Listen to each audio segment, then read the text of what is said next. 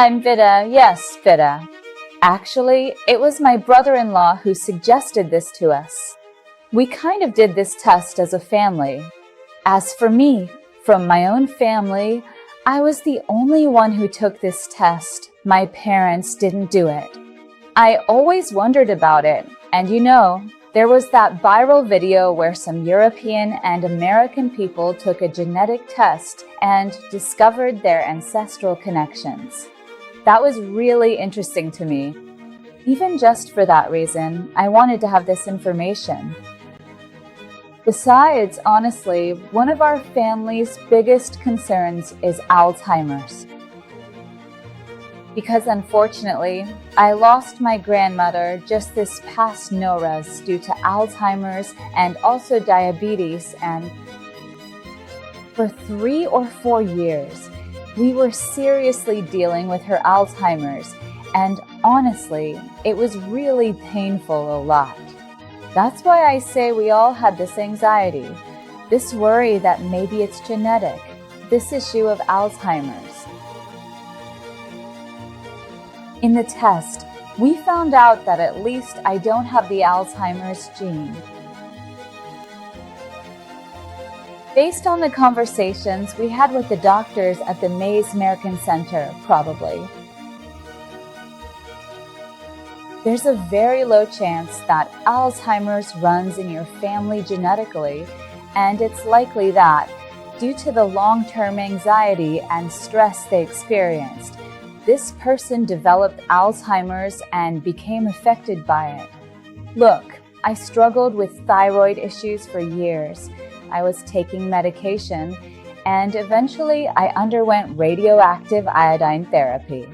During this process, as I was bringing in the results of my follow-up tests, it turned out in the tests that I have a genetic risk for thyroid cancer. I immediately followed up. Actually, I became even more proactive than before, and this follow-up led the doctor to tell me, yes, do the treatment quickly, and thankfully, it worked. Since then, nothing has happened. There was also the issue of ovarian cancer, which had a very, very high risk. In counseling sessions, they told me this is a very significant point, and not only for myself, but unfortunately, there was a strong family history of it as well.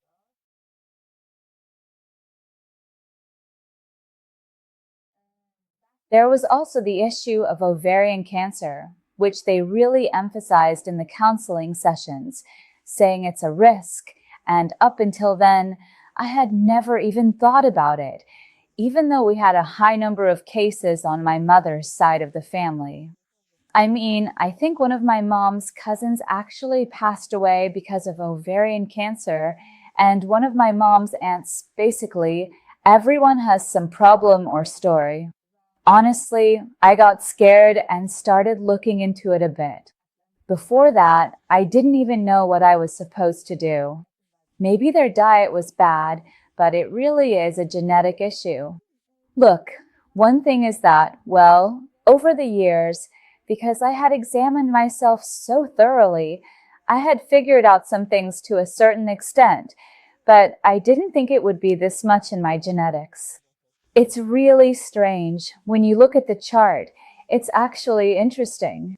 You've probably come across similar cases yourself, but for me, it was kind of amusing. I was 100% empathetic on that chart, and my anger was almost close to zero. And at least in the past 10 years, I had experienced a lot of anger. And I never thought about it. I just said, that's just how I am. It's in my genes. I can't do anything about it, and so on. But I realized it's completely different. It's the effect of the environment. The impact of these past 10 years had made me express my anger this way, even though my body didn't even need it or want to show it. And on the other hand, the empathy part was really funny too.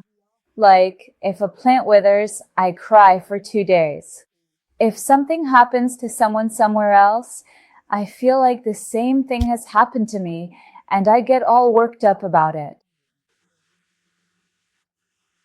And I knew that I was empathetic, but not 100%. I mean, the number was way too high on that chart.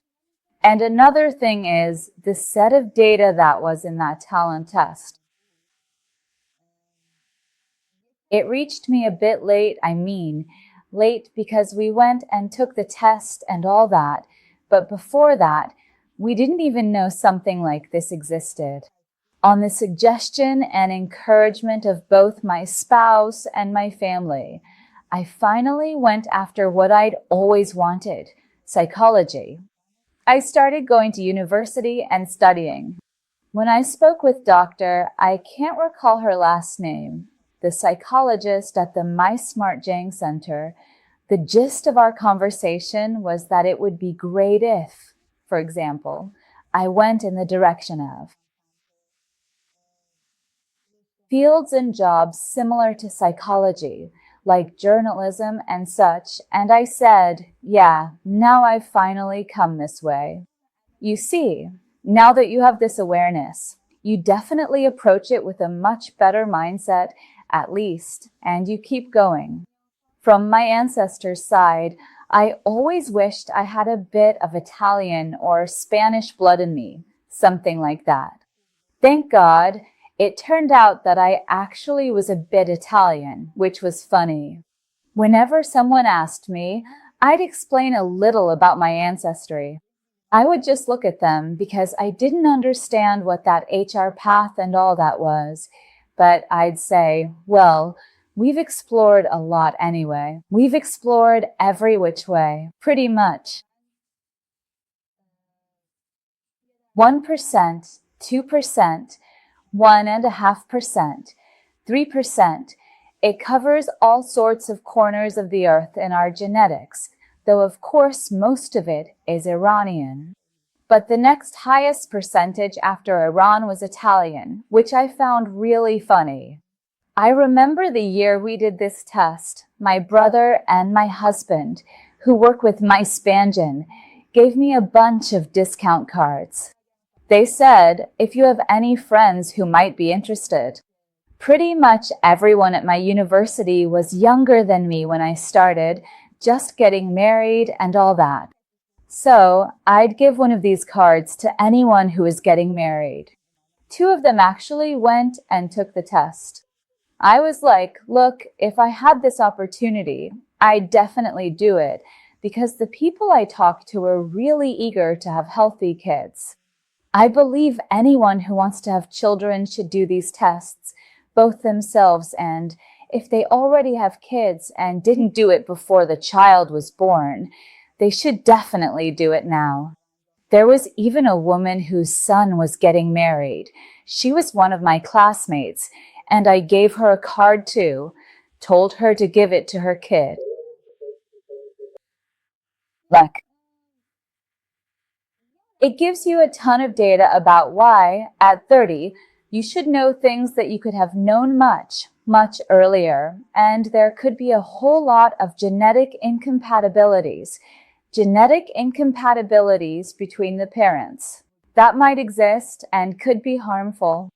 And even psychologically, if you consider the cognitive aspect, why shouldn't two people who want to get married know about these things? At the very least, even if they don't end up together, it helps activate their genetic awareness, or at least they can find a solution for it. I think it's really crucial, whether it's about health or understanding, having this information really improves your quality of life, as long as you're someone who doesn't take things lightly.